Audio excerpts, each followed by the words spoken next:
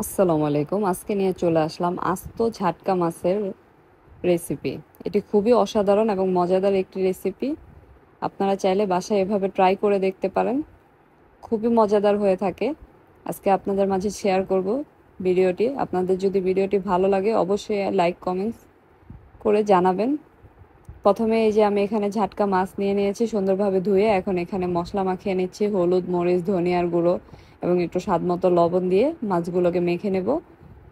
সম্পূর্ণ মাছগুলোকে মেখে নিয়ে এগুলোকে ম্যারিনেশন করে আমি আধা ঘন্টা রেখে দেব। তারপর একটি কড়াইতে পরিমাণ মতো তেল দিয়ে মাছগুলোকে খুব ভালোভাবে ভেজে নিতে হবে। আর একটা জিনিস মনে রাখবেন, সব সময় মাছ ভাজার টাইমে কড়াইটাকে খুব ভালোভাবে গরম করে নেবেন, তাহলে আর আপনাদের মাছ নিচে লেগে যাবে না বা ভেঙে যাবে না।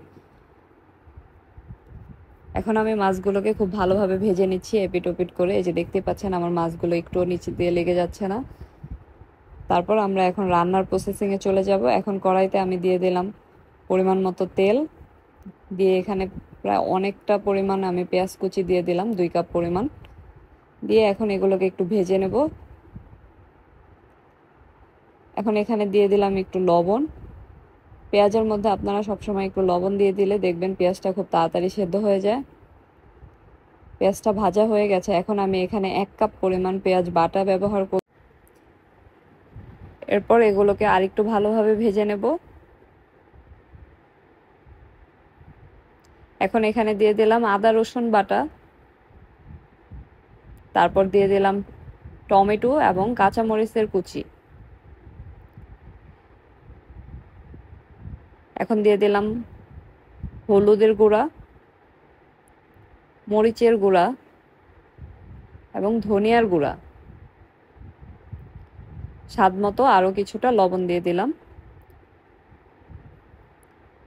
দিয়ে এখন মশলাটা কষানোর জন্য সামান্য পরিমাণ একটু পানি দিয়ে দিলাম। দিয়ে এখন সবগুলো উপকরণকে খুব ভালোভাবে কষিয়ে নিতে হবে। এখন আমি এখানে ঢাকনা দিয়ে অপেক্ষা করব 5 থেকে 7 মিনিটের মতো। এই যে দেখুন মশলাগুলো খুব ভালোভাবে কষানো হয়ে গেছে। এখন আমি এখানে দিয়ে দিলাম কিছুটা পরিমাণ জিরার গুঁড়া, দিয়ে আবারও কিছুক্ষণ ঢেকে অপেক্ষা করলাম। এখন আমি এখানে ভেজে রাখা মাছগুলো দিয়ে দেব। আপনারা চাইলে এখানে আরও কিছুটা পানি ব্যবহার করতে পারেন, কিন্তু আমি এখানে তরকারিটা একটু কষানো তরকারি রান্না করছি, তাই এখানে আমি বেশি একটা পানি ব্যবহার করিনি। এখন তরকারিটাকে খুব বেশি জোরে লাড়া যাবে না, তাহলে মাছগুলো ভেঙে যাবে। খুব আলতো হাতে এপিট ওপিট করে উল্টে দিতে হবে। এই যে হালকা একটু পানি দিয়ে দিলাম। দিয়ে এখন ঢাকনা দিয়ে ঢেকে অপেক্ষা করব 10 মিনিট পরে। এই যে দেখুন আমার তরকারিটা রান্না হয়ে গেছে। দেখতেই পাচ্ছেন কি লোভনীয় লাগছে দেখতে, খুবই অসাধারণ স্বাদ হয়ে থাকে। এখন আমি সম্পূর্ণ ঝোলটা শুকিয়ে নিয়েছি। এই যে দেখুন আমি পরিবেশন করে নিলাম। আপনারা এই রেসিপিটি বাসায় ট্রাই করে দেখবেন, খুবই মজাদার এবং অসাধারণ হয়ে থাকে গরম ভাতের সাথে।